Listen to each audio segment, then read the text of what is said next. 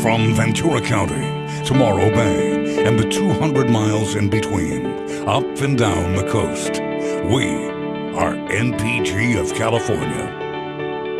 We are News Channel 3. We are Central Coast Local News.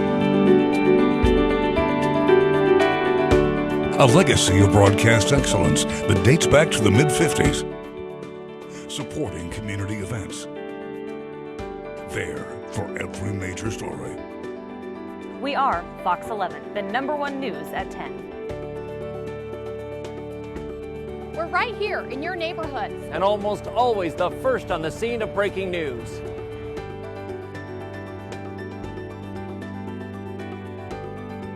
We're on your side with tip line investigations that expose fraud and get your money back. We are the largest weather team. The largest weather team. The largest weather team on local television. We're right there with you, supporting numerous community events and improving the lives of our friends and neighbors.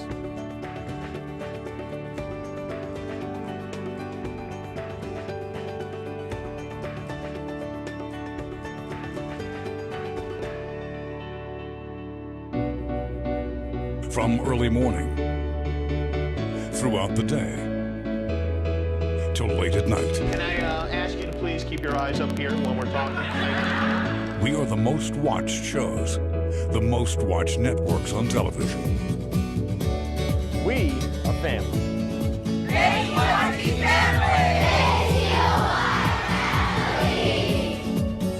We're on your phone wherever you are, whenever you need us.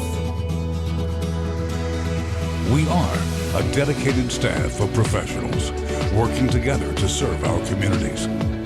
The more than 1 million people who turn to us every week to be supported, to be entertained, to get the news important to them, their families, in every community we call home. We are News Channel 3. We are News Channel 3.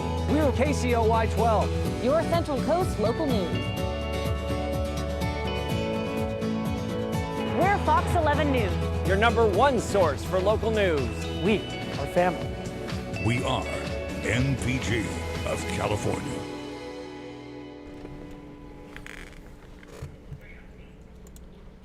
All right. We are live. Finally, we've been trying to get this software up and running, so we apologize for all the low quality here that you see, the video quality. We had to bring it down. Technology, it's troublesome a lot of the times.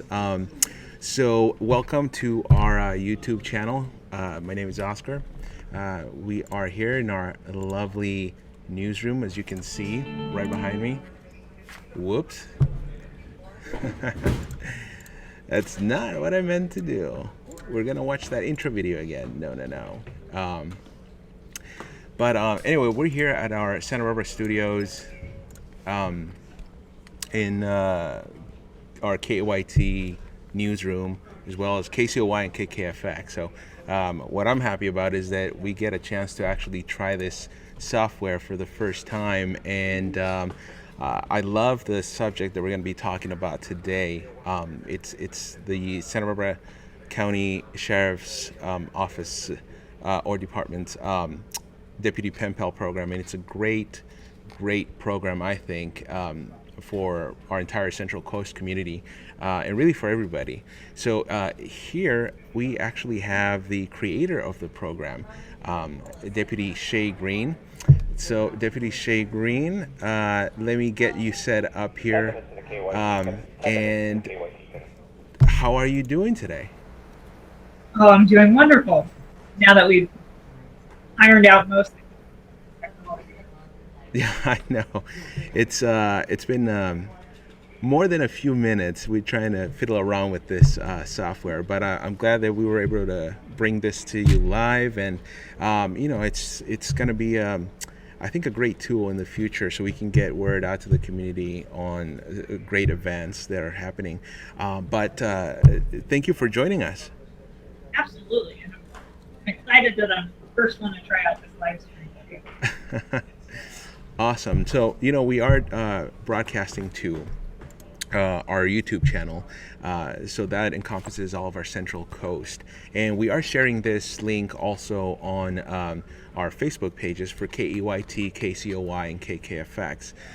So our viewers there are going to be able to hear you and see you, and we're going to learn a little bit about this program. So can you talk to us a little bit about what this program is and how it got started, and where'd you got the idea from?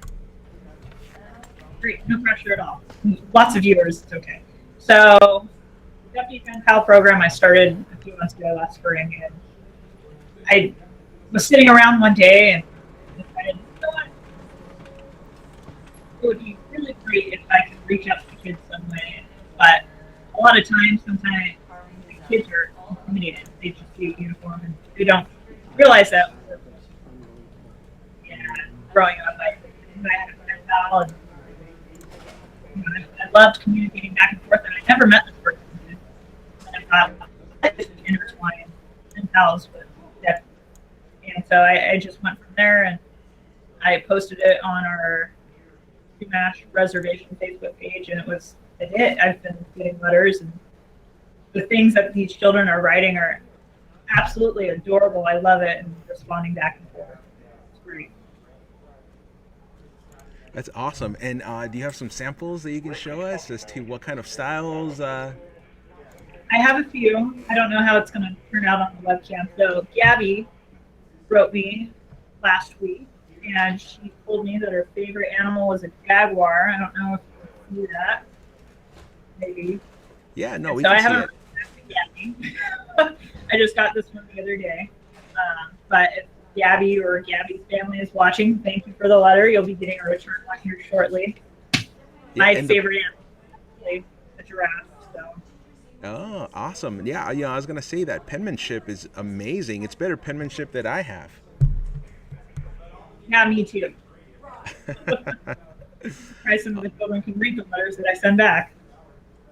And then I have another letter here from Dylan. It's a little bit more hard to see, but Dylan wrote in red ink. He's a 10-year-old and wanted to tell me that he goes to elementary school in Lompoc, and he enjoys golfing during the summertime. So what's great is children can choose whatever they want to write about. It doesn't have to be anything. And we respond to everything that they want to talk about. And that was my whole purpose behind this program, is to have a confident outlet that they can express themselves about anything, really. I've had people write about their dogs, about their family. I even had a child go as far as tell me that their cat died 3 years ago. So I don't know how to respond to that per se, but we all deal with pet death. So mention that. Yeah, definitely. No, I imagine you get a lot of responses from kids all over the county, really. But are you the only one that responds back, or do you have other deputies that help you out with this, immense task? Well, if the child writes, but I have other deputies respond back to letters, especially if a child writes "Dear Deputy," then it kind of leaves it open to where anyone can respond back.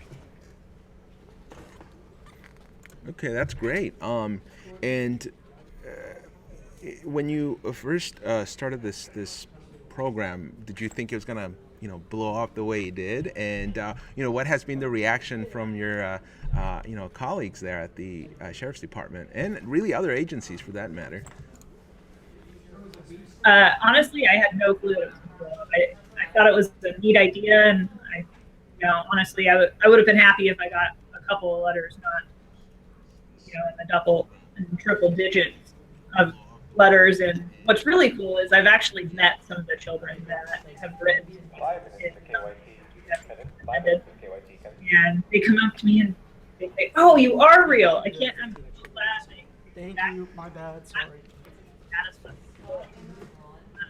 My colleagues think it's really cool, and I've actually been contacted by other agents, not only within the state, but from across the country, that wanted to implement the program within their own agency. So that was really neat. Well, that's amazing. And have you gotten any officers from the Santa Barbara Police Department reaching out to you saying, hey, we want to do something like that too for the city of Santa Barbara? Or are they kind of a little bit, since you cover the entire county, they're counting on you to do it? I think they're counting on me. What they don't see is that I wear a cape everywhere I go. But maybe eventually they'll reach out and start the program themselves. That's great. How long did it take you to come up with this concept? And can you talk a little bit about what the process was when you created this program? So the process actually was really simple, and like I mentioned earlier, I was just sitting down one day. I had the idea. I wrote up my proposal and I sent it to my administration, they were really great. They said, just go for it, go forth and conquer, basically. And so the concept is I just posted the address to the Solvang Sheriff Substation and left it open. Children can write letters and a deputy will respond back. And so long as the children keep writing letters, then we'll continue that communication. And I wanted to promote it, especially with the school year, because writing is such a good outlet and a skill that we lose in today's age. I mean, with technology, Facebook, YouTube, you Google to spell check now, and the concept of writing, I think, is getting lost. So I wanted to have a way where children can sit down and just write and express themselves. No, that's great, and I know we all commend you for such a great program, and I was reading also that in addition to giving an outlet for kids to practice their writing skills, it's also a great way to build a positive relationship with our local law enforcement, especially here in the community, and in the times that we're in too. How important is that to you? Oh, absolutely. It's very important to me. I mean, we're all human, and any opportunity that I have to express to people that realistically I'm just a person that wears a uniform and I have a job that I have to do, and I think responding to these letters and writing back is a way for us to know that, hey, we are people, and it builds nothing but positive enforcement, I think. And what's amazing is how many children write to me and to other deputies is they thank law enforcement as a whole for protecting them and their community. And I think that's so important that children realize that, especially at a young age. And I'm not too sure if their parents are influencing them or whatnot to put those thank yous in, but it's getting in there, and I think that's awesome. No, that's great.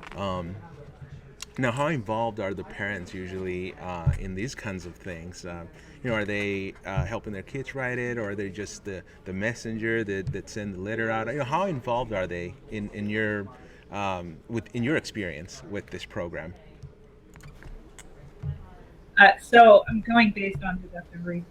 I can tell when a child is writing a letter, and actually the children have written all the letters. Sometimes the parents do address the envelopes, which I don't blame them. Otherwise, the mailman might not be able to read the writing on the envelope.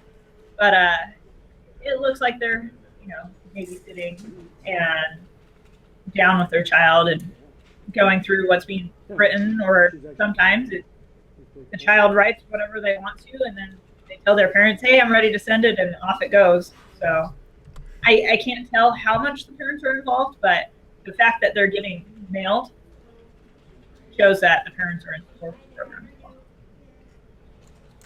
That's amazing. And one question that I actually just popped into my mind was, we know you get all these letters from kids. Are there any particular favorite ones that just kind of stand out when you're trying to explain this program to somebody and they ask for an example? Is there just one that kind of pops into your mind, like, oh, I remember that letter so well because he was so funny? Actually, the one letter that really stands out is the one that was posted, where he drew me as Officer Hops from Utopia, and that's hands down one of my favorite movies. And if you ask anyone that I work with, they constantly compare me to Judy Hopps from that movie. So when I think of that program, I immediately go straight to that letter. Well, what we're going to do right now is we're actually going to put up the address of where kids can send their letters to.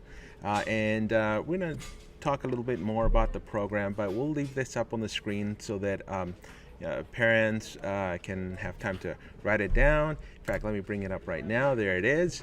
So parents, if you're watching, come a little closer to the screen. Again, I apologize for the low quality of video. I had to bring it down in order to make this live stream work, but come closer, write it down, and just start writing and with your kids. And again, this is a great program, and we have, for anybody just tuning in, we have Deputy Shay Green from the Santa Barbara County Sheriff's Department who's talking to us a little bit about the program. Now, she began this program in 2016, so about a year ago. And Deputy Shay Green, again, welcome. For anybody tuning in, could you just give us a little recap about how you began this program and what it means to you? I mean, this is your baby. Yeah, absolutely. And Oscar, I don't mean to correct you, but I honestly just started this program a few months ago in 2017. So the fact that I literally just started this program a few months ago and it's completely exploded into popularity and nothing but positive feedback is amazing. So just to recap the program, I started this program a few months ago. I was just sitting down one day trying to think of a way to reach out to our children and basically our community as a whole. And I thought it would be amazing to have a pen pal, because I reflect back when I was a child and I had a pen pal growing up, and I wrote letters back and forth, and I was so excited to get a letter. And I thought, you know what? What if our local law enforcement can do the same thing? Bring that excitement, be an outlet for whatever the child wants to talk about, whether it's their dog or their life or what's going on in school or their favorite subjects, what have you. And so I just went from there. I wrote it up. I sent it to my administration. They said it was a wonderful idea. And I posted the concept with the address on our UMass Reservation Sheriff's Facebook page, and it just exploded from there. And I started getting letters and wrote back and had other deputies write back, and here we are today. That's awesome. And you were talking to me a little earlier about how you've gotten kids that actually come up to you and they tell you, "Oh, you're real." Yes, this is true. Some of the community events I do, like the Lompoc Cruise Night that we had last month, I was there and we were passing out stickers and showing patrol cars, and they came up to me and looked at me and said, "Hey, I'm the one that wrote you that letter," and you responded back, and I was so happy. And just, to me, that was more rewarding than I could describe, really, because why we get into this job is to help our community, and I mean, our children is our future. So. Yeah, and I'm glad you said that.